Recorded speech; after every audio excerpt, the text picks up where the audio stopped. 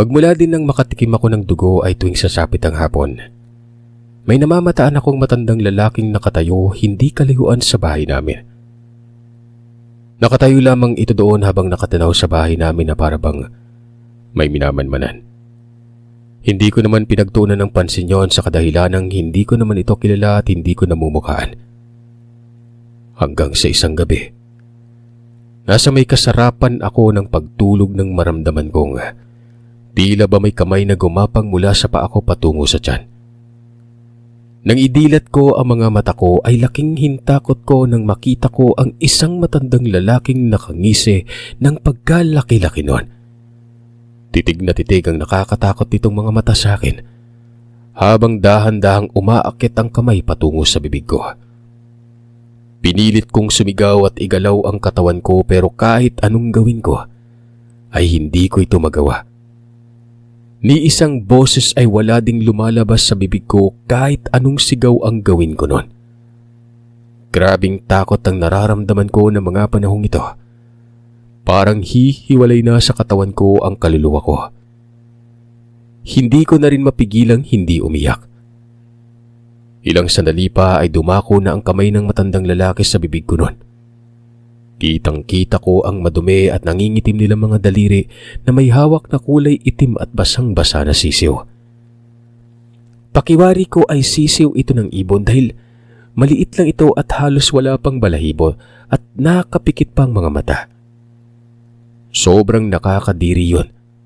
Nanlilimay dito na parang punong-puno ng laway at napakabaho.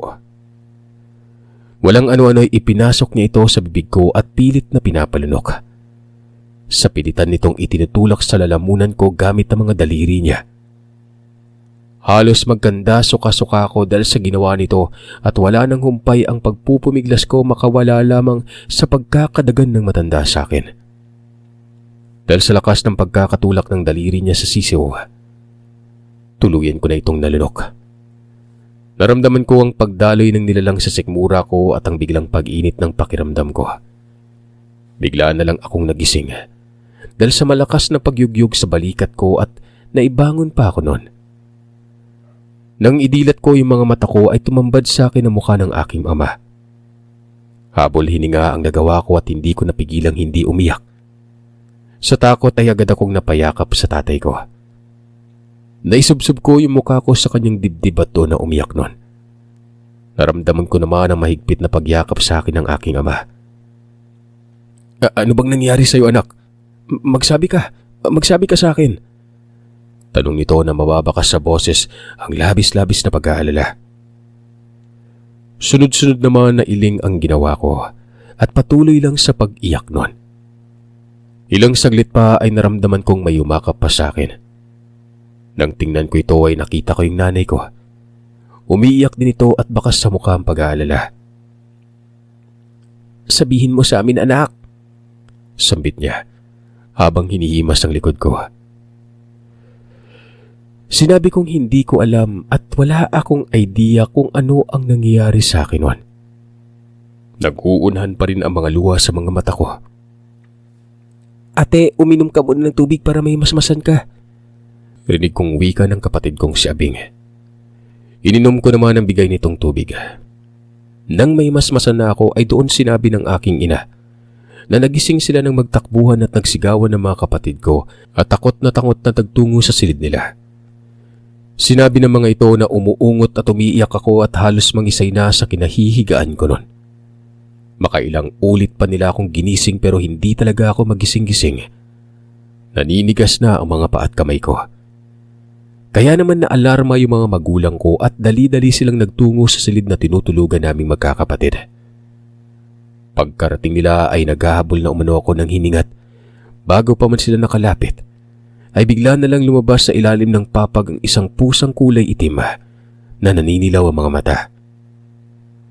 Dahil sa pag-aalala sa akin na hindi na nila yun na napagtuunan ng pansin at tuluyan nang nakaalis ng silid nun.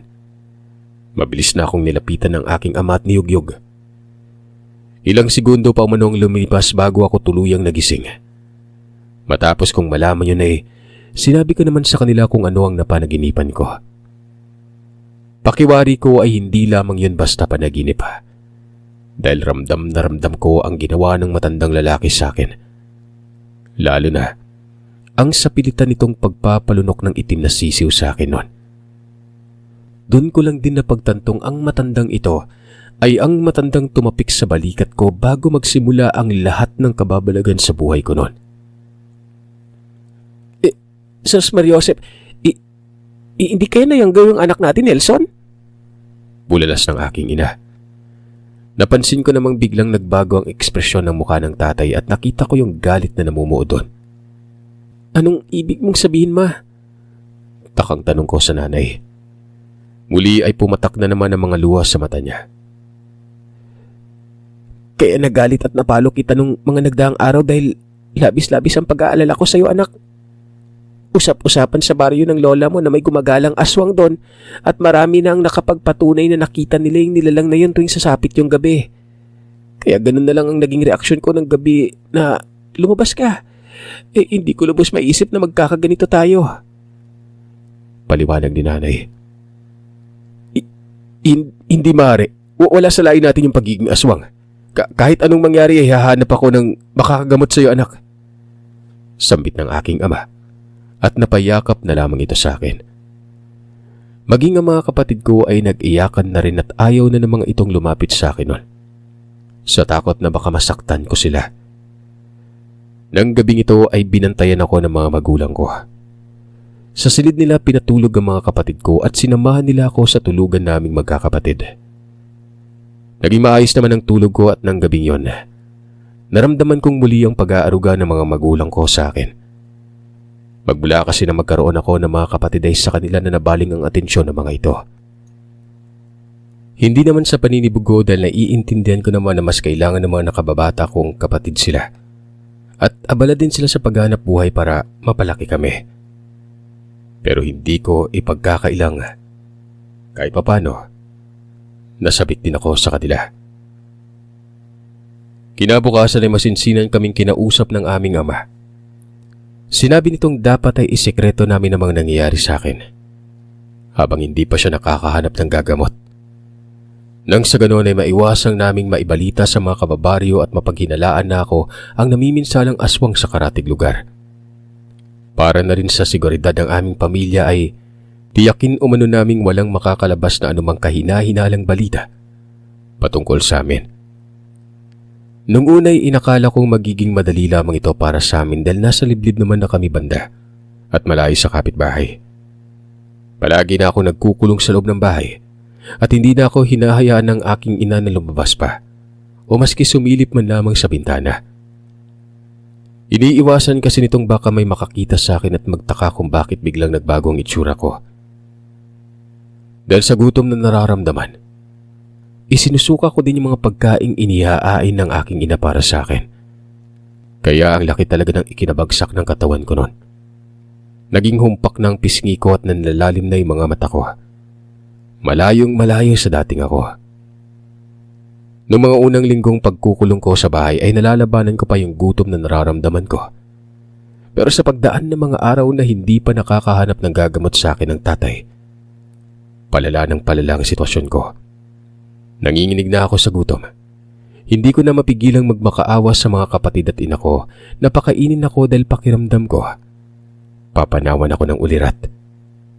Kapag binibigyan naman nila ako ng pagkain na wala din yung saysay dahil hindi naman tinatanggap ng sikmura ko at mas lalo lamang akong nagugutom noon.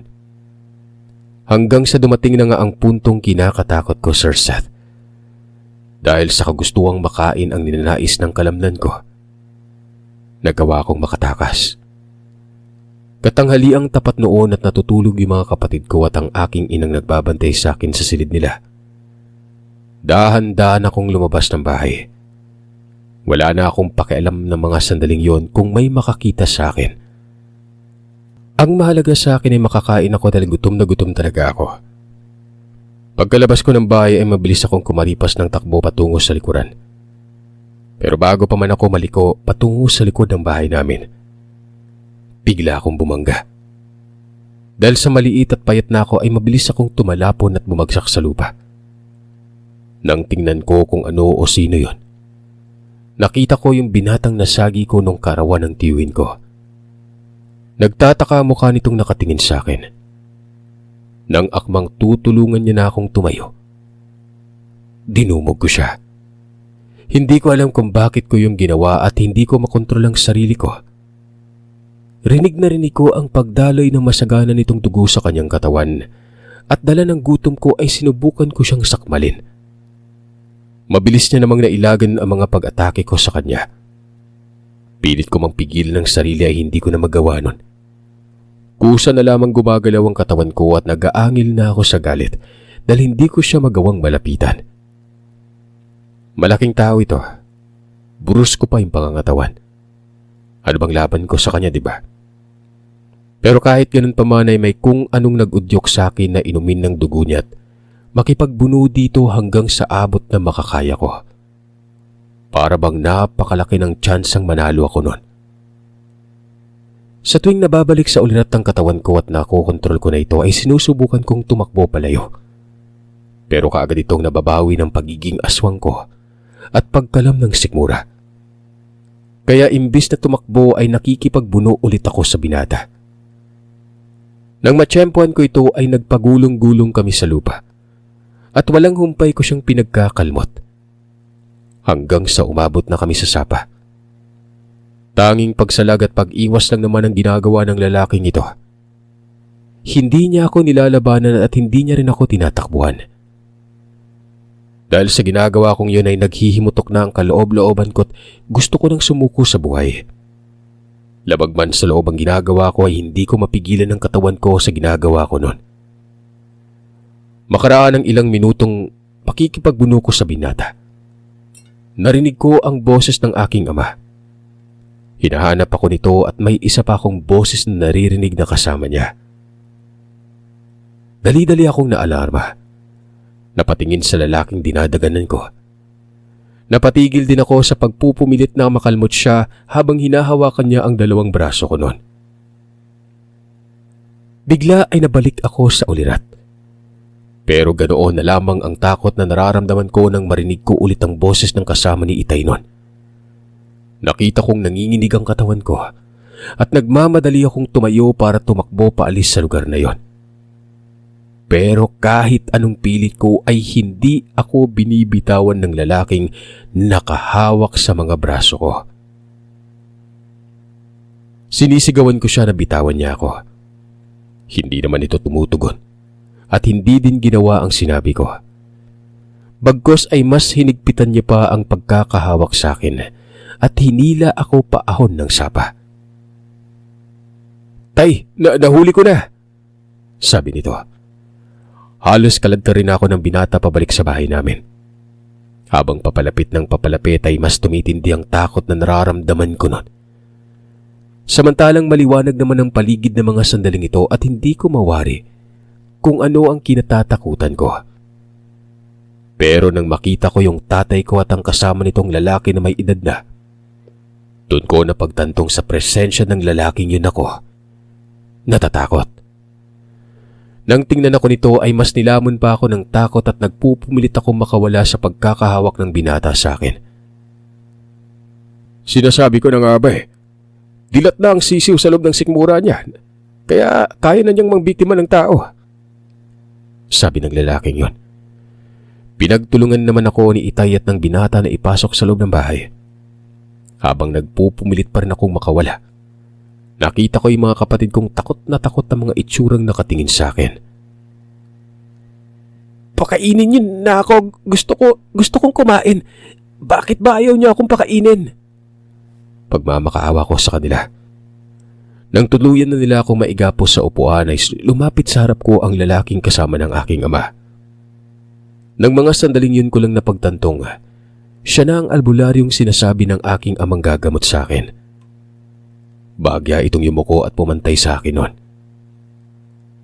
"Hindi ako makapaniwalang sa tagal ng pagyanggaw sa kanya Ngayon lang to nag-uumpisang lumaki ang sisiw.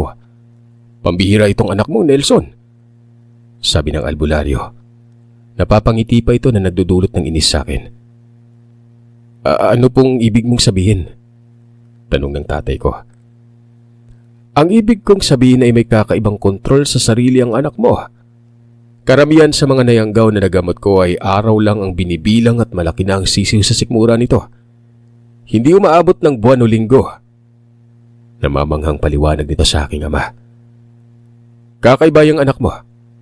Hayaan mo't gagawan ko ang lahat para mailabas ko ang yanggaw sa katawan niya. Dagdag pa nito. Matapos nila mag-usap ay nag-usal ng dasal ang albularyo sa harap ko kasama ang binatang dinumog ko. Ilang sandali pa ay unti-unting nawalan ng lakas ang katawan ko. Tuluyan akong nanghina. Kasunod noon ay may ipinainom ang albularyo sa akin. Hindi ko na alam kung anong klaseng inumin yon dahil nanalabo ang mga paningin ko. Inumin mo ito at gagaling ka ha, magtiwala ka. Matapos kong mainom yon, tuluyan nang naging blanko ang paligid ko at nawalan na ako ng malay. Nagising na lamang ako nang maramdaman kong tila ba gumagapang mula sa sikmura ko paangat sa lalamunan ko. Ramdam na ramdam ko ang dahan-dahang pag-angat na gumagapang na yon. Mabilis akong napabalikwas ng gising. Napahakalukip-kip dahil sa sakit na nararamdaman. Para bang sinusugatan ng dahan-dahan ang lalamunan ko at hindi ako makahinga. Idagdag pang nalalanghap ko ang usok na nagmumula sa baong nasa tabi ko't napakabaho nun. Na makita ko yung aking ama ay pilit ko itong nilalapitan. Iniaabot ang kamay ko para humingi ng tulong. Pakiramdam ko ng mga oras na ito. Mamamatay na ako dahil sa sakit. Maya-maya pa ay nasa lalamunan ko na ang kung anong gumagapang sa loob ko. Kaya naman mas lalo pa akong naghihingalo at pilit na isinusuka ito palabas. Makaraan ng ilang sandali, naisuka ko na nga ito't tumambad sa akin ang sisiw na kulay itim at malalapot na likidong mamula-mula pa. Dali-dali akong napaatras dahil sa takot. Akmang lalapit na ako sa aking ama nang bigla akong pigilan at tarangan ng binatang na dumog ko. Wag, hindi ka pwedeng lumapit sa kanila. Hindi ka pa magaling. Sambit nito na ikinatigil ko naman. Magsasalita pa sana ako nang maramdaman kong parabang umiikot ang paningin ko at lumulutang ang katawan ko. Kasunod noon ay ang biglang pagbagsak ko tuluyan ng nawalan ng malay. Matapos ang pangyaring ito ay nagising na lamang akong nasa maayos na higaan na. Nang imulat ko yung mga mata ko ay tila ba yun ang pinakamasarap na tulog na naranasan ko sa tanang buhay ko. Gising ka na pala. Rinig kong wika ng tinig na pamilyar sa akin. Nang igala ko ang paningin ko ay nakita ko yung binatang nakasandal sa gilid ng pinto. Agad naman akong nakaramdam ng hiya nang maalala ko ang ginawa ko sa kanya. Nasipat ko pang may benda at sugat ito sa katawan. Dahil sa hiya ay napagpasyan kong magkunwaring wala akong naalala. Sabi ko, anong nangyari? Anong nangyari? Balik na tanong nito at lumapit sa kinahihigaan ko noon. Wala kang maalala? Sabi nito at ipinakita sa harap ang braso niyang maraming kalmot at ang bakas ng kagat sa leeg niya na hindi naman nasugatan. Di mo maalala? Puling tanong niya. Mabilis ko namang iniling-iling ang ulo ko. Hindi mo din naalalang nobyo mo ako? Tanong niya na ikinagulat ko nun. Sabi ko hindi ko siya nobyo. Hindi ko nga siya kilala eh. Mabilis kong tugon na agara namang nagpasilay ng nakakaloko niyang ngiti. Akala ko ba wala ka maalala? Sabi niya. Sinabi kong hindi ko matandaan lahat. Wala naman. Ginamot ka ng ama ko. Sinuka mo yung yanggaw. Nagkalat ka, nakatulog. Nilinis ko yung kalat mo. Ayun, gising ka na. Sabi niya. At dinumog mo din pala ako. Dagdag pa niya. At ikinrus sa dibdib ang braso. Hindi na ako nakasagot pa sa sinabi niya. At pareho na lamang kaming napatingin sa pinto nang maramdaman naming may nakasilip doon. Nakita namin yung mga kapatid kong nakatingin sa amin. Pwede na kayong lumapit sa atin nyo. Wika ng binata.